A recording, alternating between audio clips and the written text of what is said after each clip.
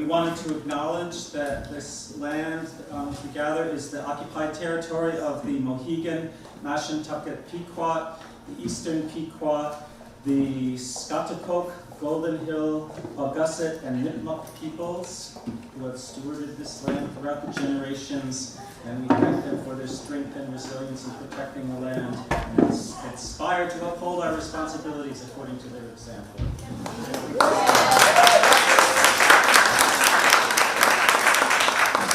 We are extremely happy that you are all here to perform, talk, listen, and think about the many different stories to be told about African American puppetry.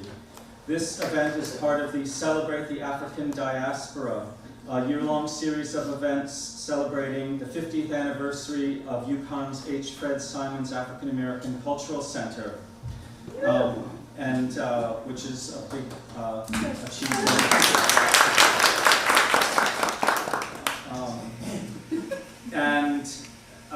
We're happy that this festival is also taking place during Black History Month, and that it can help mark the 50th anniversary of the death of Martin Luther King, Dr. Martin Luther King. It's funny to think about these events in terms of what's happening all around us, and it's very clear we're living in a time when the situation of African American puppetry is resonance across our society. In Virginia, the state government is struggling with the legacy of blackface minstrelsy, which we're going to talk about in terms of puppetry in a minute. And we note that, as my friend Kaylee Therian said, last Tuesday would have been the 24th birthday of Trayvon Martin, if he had survived. Also, I heard on the radio mention of the fact that it was only as late as 1983 that Ku Klux Klan rallies took place only 45 miles from here in Meriden, Connecticut, or one rally anyway. So sometimes I was thinking, you know, in the North we think about, oh, back in the South there's a lot of challenges they face, but in Connecticut it's true as well. We'd like to thank a number of people here for helping make this happen. First of all, Emily Wicks, the Ballard Institute manager.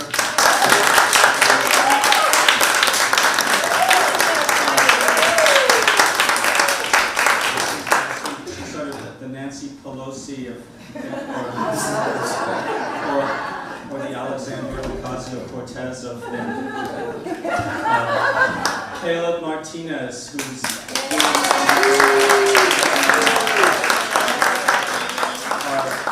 our student assistants, Kat Volker, Abby Bosley, and the rest of our Ballard Institute staff who made this all happen.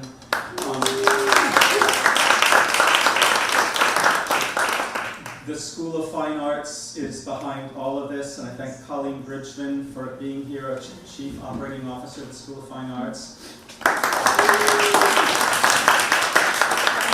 And Lauren Krause from the UConn Foundation.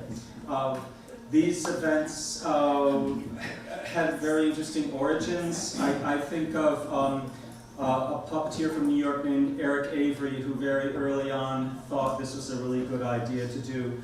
I think of a breakfast I had with Schroeder Cherry in Chicago 2 years ago when he suggested it was a good idea to do. We had an advisory committee made up of people who are here: Nefri Ameni, Gabriel Seville, Schroeder Cherry. Wait, where's it? Nefri Ameni, who's right? Where's Nefri? There. Right there. Gabriel Seville, who's right in front of you. Schroeder Cherry, who is Alaska Popolo's on our way from Baltimore.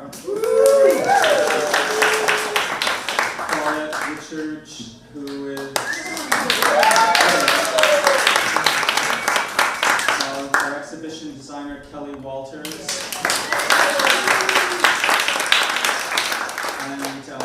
And Emily Wicks is on that committee too. We are very thankful for the generous support we have received from Judith Sachs, who's on our advisory board, and the Sachs Family Foundation, and the UConn School of Fine Arts, I just mentioned, the H. Fred Simons African American Cultural Center, the Africana Studies Institute at UConn Hartford, who sponsored some events last night, the Hartford Public Library, the Wadsworth Atheneum Museum of Art, and the Amistad Center for Art and Culture at the Atheneum, where events will happen tomorrow. The Maryland Institute College of Art, who supported people from Baltimore coming up here, and students, faculty of the UConn Puppet Arts program, whose director is Bard Rocco-Burton. So thank you all for being here. I would like to introduce Dr. Relena Price from the H. Fred Simons African American Cultural Center.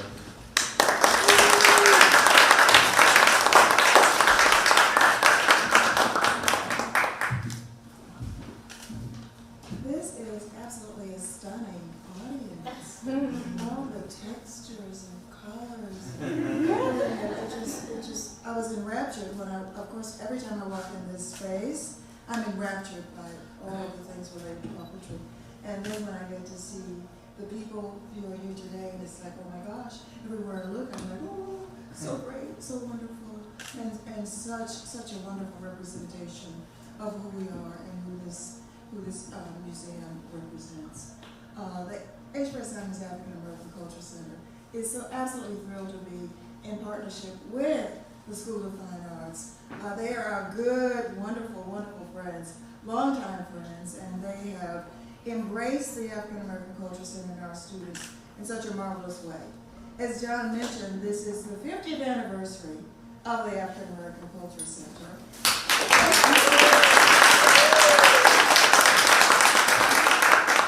And that is a glorious happy note, but then on the other side of it, we understand that this is the 50th year of the assassination of Dr. Martin Luther King, which is not a happy place.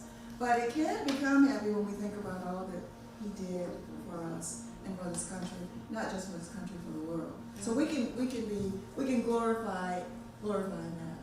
I was absolutely thrilled when Ann DeLeva, the wonderful dean of the School of Fine Arts, and a wonderful friend of mine and ours, who announced that the School of Fine Arts would be celebrating the African diaspora. And I'm like, wow, are they really going to do it? Isn't that the reality of it all? Right. Sounds good, but and honey, I'm from the South, so I do start to get like honey and baby and honey time. So y'all just bear with me, okay? But honey, last summer we had this wonderful meeting, Johnny, over Fine Arts, and they're like, blah, blah, blah, blah, we're going to do this, and oh my gosh, and they did. And they're continuing to do. John invited me down to a meeting, it seems like a long time ago, but it was spring or something. You were there, some others were there, and we talked about this event coming up. And it was just a little baby then, practically an embryo then, just teeny tiny baby, right? And look at what we have here.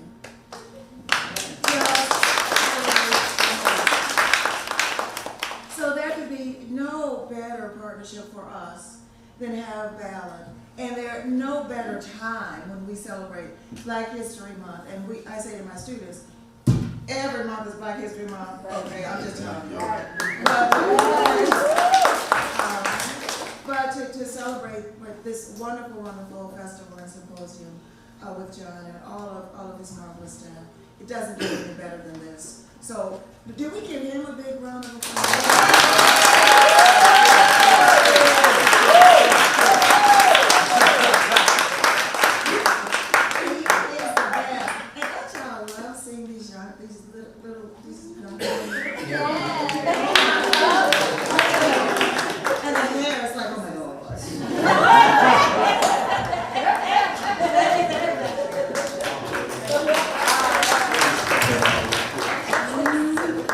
We'd like to introduce next from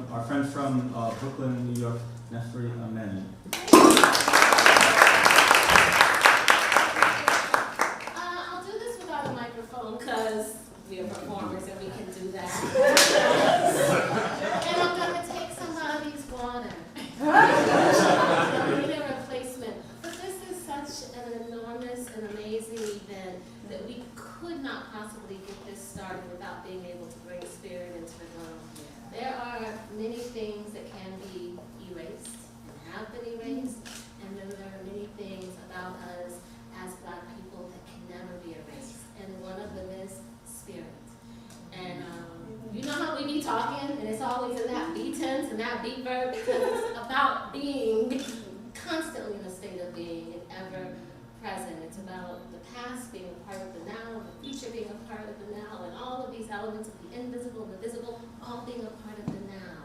It just collapses together. And so,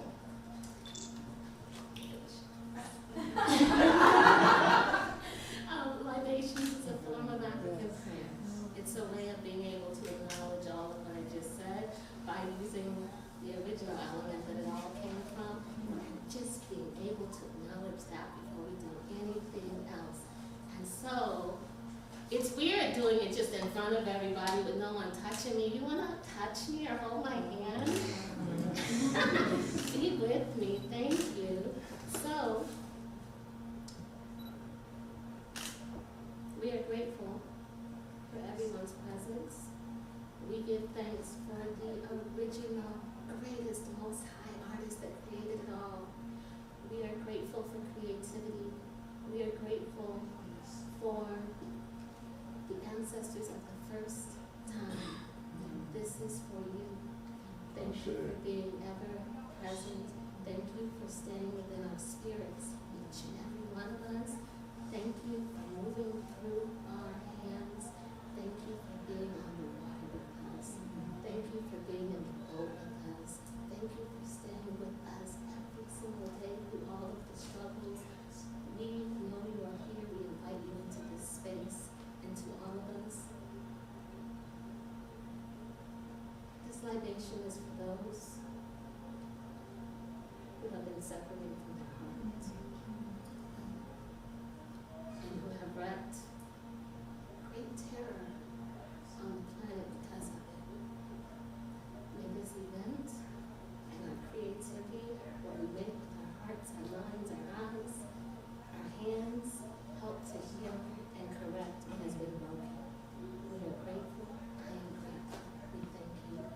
Amen. Amen. Ashe.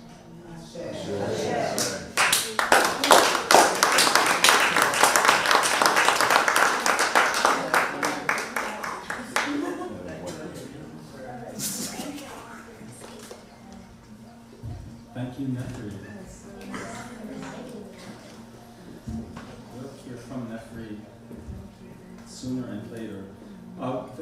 Paulette Richards has been involved in this process almost from the very beginning. She's the, we call her the co-curator, but she's really the intellectual organizer of this exhibition and has been a source of guidance and support the whole time. So we're calling this, what are we calling it? The keynote address. The keynote address by Dr. Paulette Richards.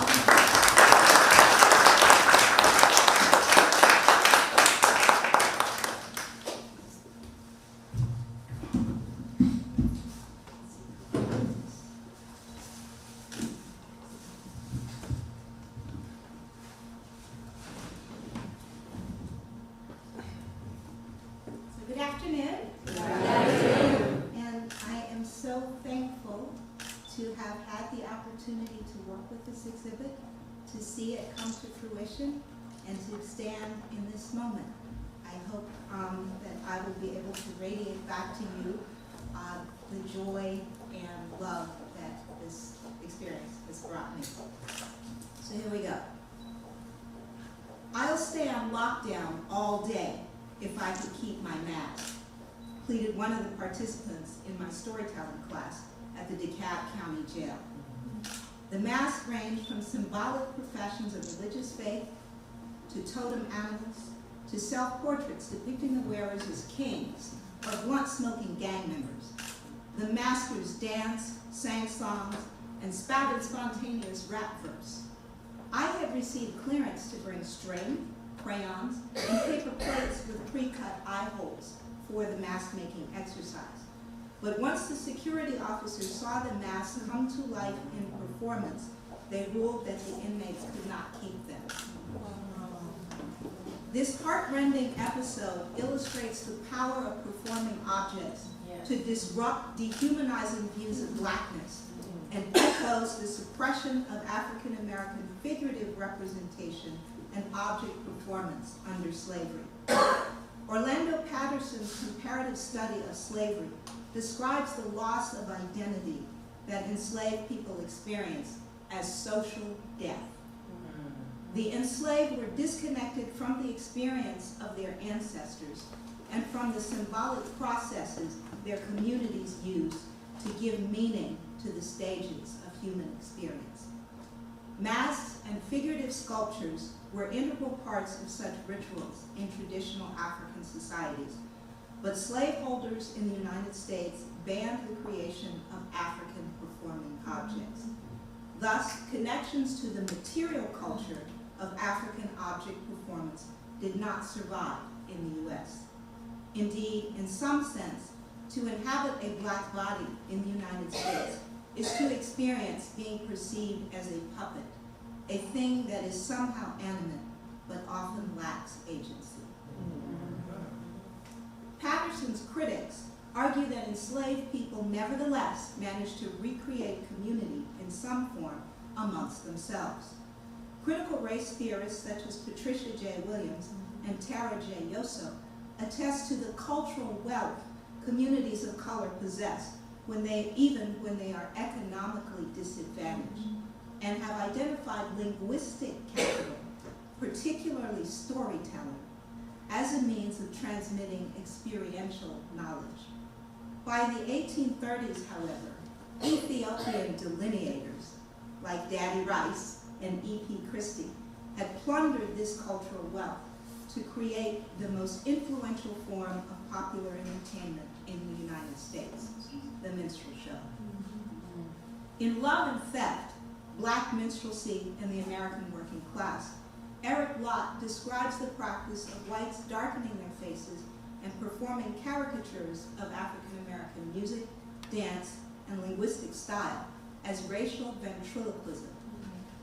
An analogous phenomenon arose in the Plantation School of American Literature, which, by framing narratives only from the point of view of white protagonists and forcing black characters to speak in Ersatz dialect, sought to create an idealized pastoral image of the antebellum South. John Edgar Wideman described the struggles African American writers faced in bringing an authentic black voice to print in opposition to the strictures of this frame and dialect model. Thus, Paul Laurence Dunbar, who at the turn of the 20th century received more praise for his dialect verse than his poems in standard English, lamented, "We wear the mask that grins and lies." African American performers, like the gifted comedian Burt Williams, were similarly forced to don the minstrel mask and apply burnt cork to their faces in order to take their turn on stage. Blackface minstrelsy was so pervasive that Benjamin Fissler, who's among us today, estimates in 1934, 25% of American puppeteers depended on blackface puppets for their livelihoods. Wow. Since school shows were the bread and butter of many puppet companies, minstrel-style puppets inculcated generations of American schoolchildren with stereotypical images of African Americans. Meanwhile, African Americans themselves had little power to deflect these caricatures because traditional African techniques for creating and performing puppets were lost. As a result, stereotypical caricatures such as minstrel puppets, rather than figurative representations created by African Americans themselves, came to represent blackness in American object performance traditions. African American object performers themselves, nevertheless, worked to reintegrate visual and vocal self-representation. Not all African American object performers use ventriloquism techniques to throw a voice, but by animating objects as characters in dramatic narratives, they open a particularly rich space for mediating double consciousness.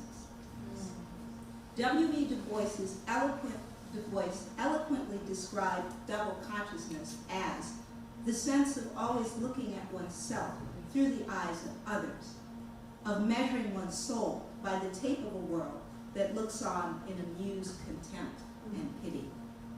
Double consciousness is not just discomfort with the skin I'm in. It is an ever-present awareness of the violence dark skin can trigger. In 1903, when he first articulated the concept of double consciousness in The Souls of Black Folk, 84 Black lives ended in public lynchings. Kirk Wayne Foss has argued that lynchings are performance-saturated events.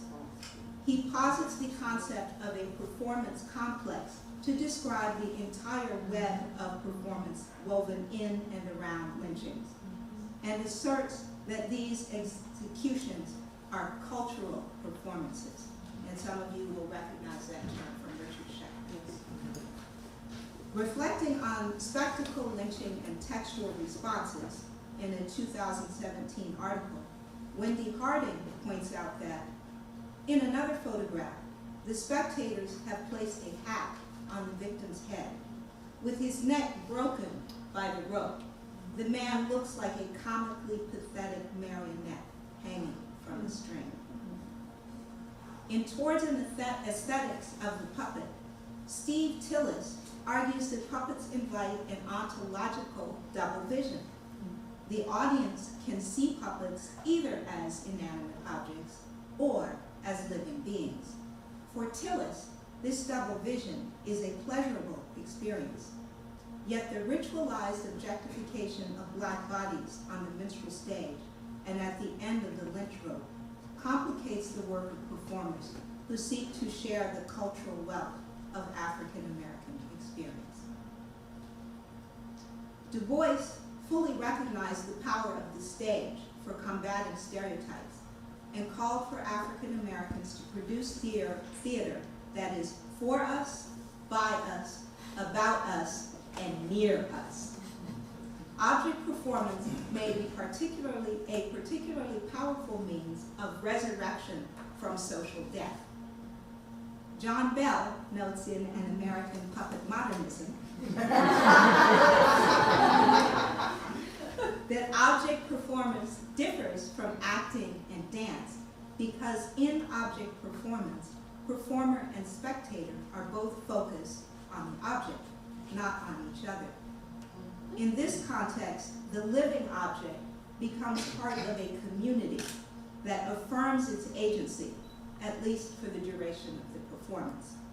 Thus, African American object performers can define a character's voice and image and induce audiences to accept the character as a living agent, even though all parties involved know the object is not alive.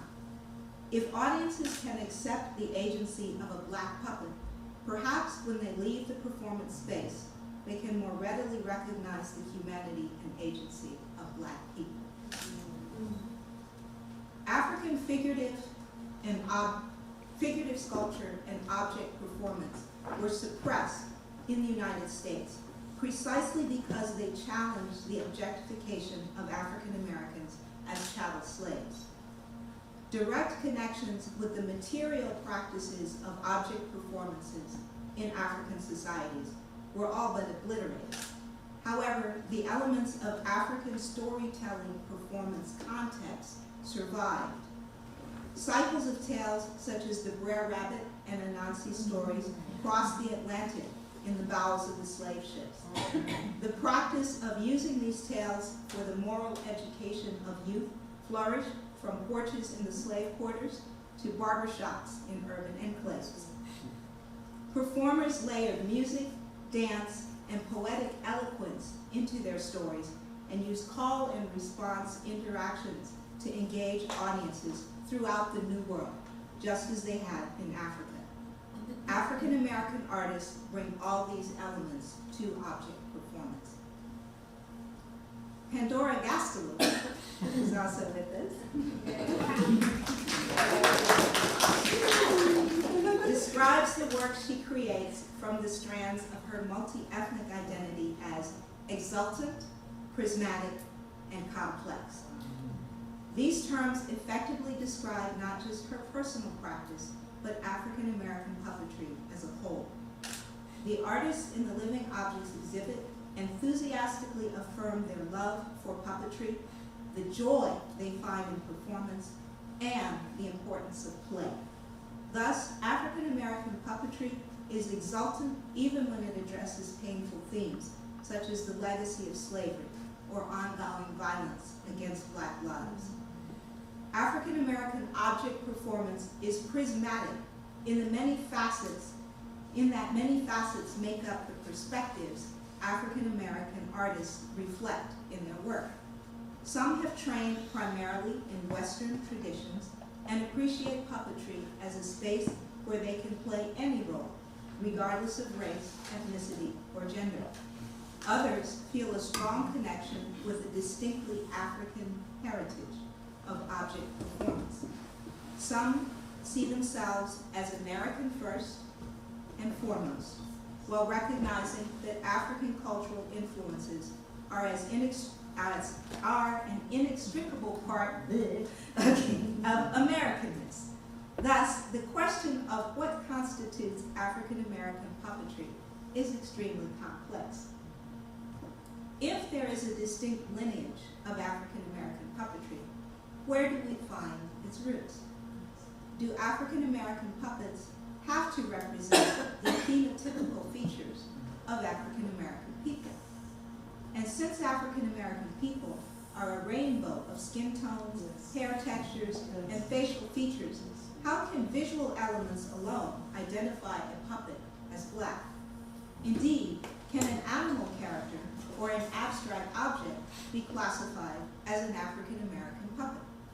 Is a puppet made by an African American artist but performed only by artists who are not African American a Black puppet? Is a puppet manipulated or voiced by an African American performer a Black puppet, even if the character is not presented as Black?